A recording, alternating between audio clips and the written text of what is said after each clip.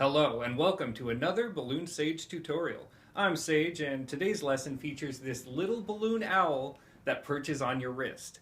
There are several variations that can dramatically alter this model's aesthetic, from a haunting horned owl to a ridiculously cute anime-eyed baby owl, plus other ideas. This design may look similar to others of its kind, so think of this as my take on a classic.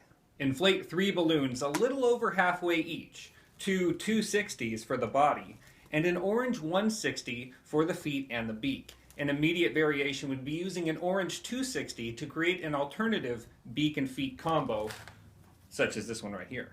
We build this balloon structure from the bottom up, starting with a base made of 6 small petal twists that represent its taloned feet. Twist off one about this size. Something you want to be conscious of is all these focal points at the head, at the booty. All that has to be very tight, all spun together, really compact, or the design just won't work. This is a very compact design, but I really like it. So we're going to move on with the second. You want to make these all the same size if possible. So I'm tying it all into itself.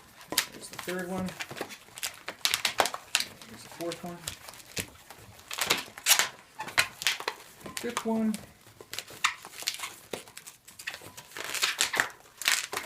Spin it around. And our final little pinch twist, or petal twist I should say. Spin it around. Perfect.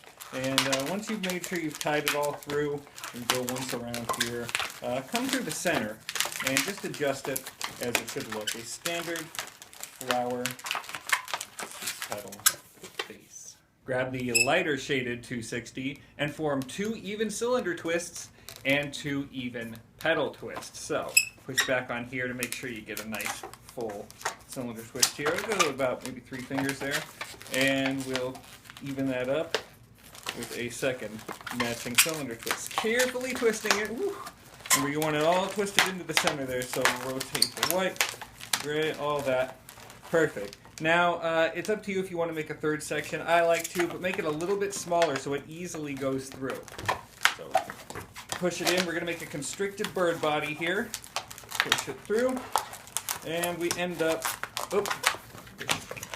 there. End up back on top so we can make those petal twists. Alright, so, make mine about this size, like that, and not too full. I want to be able to fit the eyeball in there and match it up. So,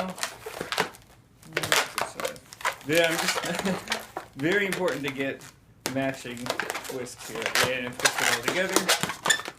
Pop off, and just kind of hide the strap there somewhere in there. Position,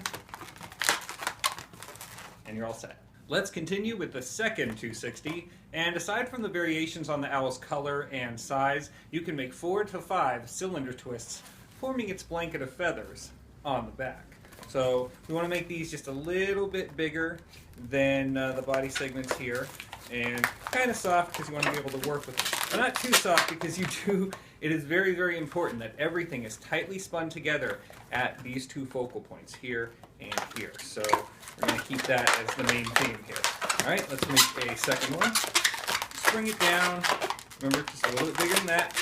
Spin it all the way through securely. And continue on. Now we're going to do 5, and I'll show you the third one, and we'll do a jump cut. How about that? So, push that. And if you want the owl's head to kind of face forward more, you can do a longer one right in the back. As I secure that 5th cylinder twist, you'll see that we're back up by the head, coming around the back, fixing those petal twists for the face, and now we're ready to arch over that gray. Now, unlike a lot of owl designs where you can see the eyes in the back, I'm going to show you a way to actually obscure that so it looks good from all angles. We're going to arch over. We want enough room in the back here of this arch, and I'll show you why, because when we twist this around, we're actually going to put another petal twist in the back in this spot right here. So not ridiculous as far as being loose there, but enough, just enough room to stick something in there, okay? So we'll twist it around twice just to be safe, and into the back. Now we make the petal twist. This is a little bit difficult. How am I going to do this? You know what? I think the best way to do it is just imagine what the petal twist is going to be. about that size. We're going to pop this off, tie it off, and we'll just stick it right through there. Okay, take that. Ooh, going to be a tight squeeze. Push it through very gently. Magic fingers. All right, position, and pull it down so it looks like this. All the way around. Okay, this one's a little too small. We tuck it in, and the eyes will be somewhat obscured, but you get the idea. Let's finish off that orange 160. We're going to displace as much air as we can, get a nice stringy, uninflated section, because that is going right up through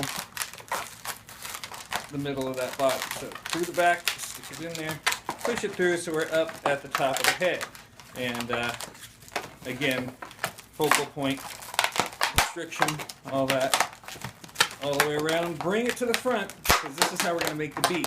This is kind of a weird beak, but it's my favorite way to do it for an owl. And create a very, very thin cylinder twist looking like this. Looks very weird, I know. You're going to tuck it under, and that's going to create a point on the beak, especially when you tuck it into between the cylinder twist chest. So you do have to tie this quite a few times, or it will come undone, or it will deflate overnight, I found out. So it takes a while, but still. Pull it around the head. That's how it's like a pedal twist with half of it deflated on one end. And there it goes. Nice little beak.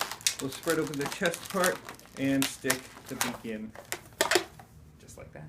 Oh yeah, and pop off the extra.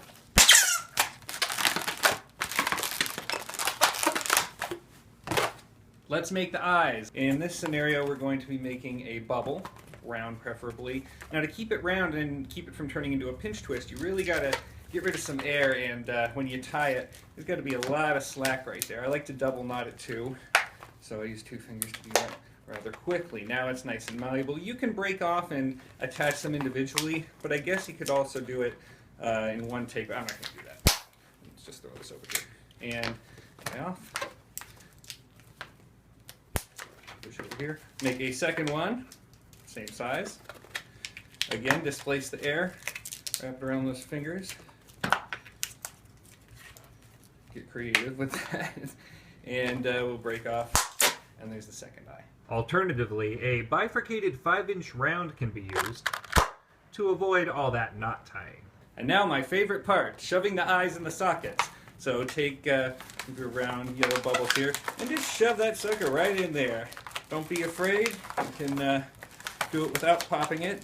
And I don't like an angry looking owl, because if you kind of push this over, it looks like it's mean face, but I like to have them on the side, and I like to make them very circular, although the shape can be adjusted to your preference. Whether it's big, watery puppy dog eyes or piercing pupils, the addition of ocular art and a 260 wristband brings this balloon creation to life, ready to join your repertoire of whimsical wearables. Thank you so much for joining me, and please check out Tanya and Ron from Ask Me for a Balloon.